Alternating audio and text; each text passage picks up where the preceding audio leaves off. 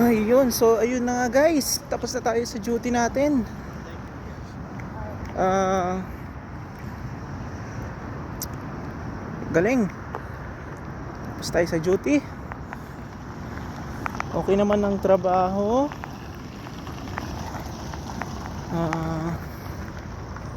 Mababait ang mga kasama. Walang problema. So yun.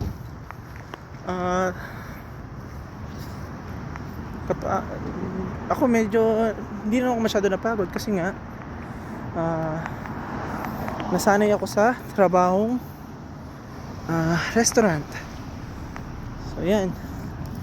So tiis-tiis ng mga kaibigan, mga kababayan, kapag gusto nyo magtrabaho dito sa abroad, dito sa Canada, so it's good opportunity for you and for your family. Yung asawa ko naiwan doon.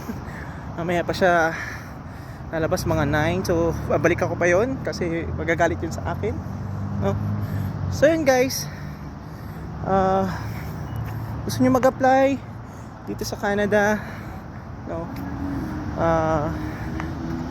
I'm willing to help na tulungan kayo para makapag kayo, apply kayo. I will send it. Bye. Peace.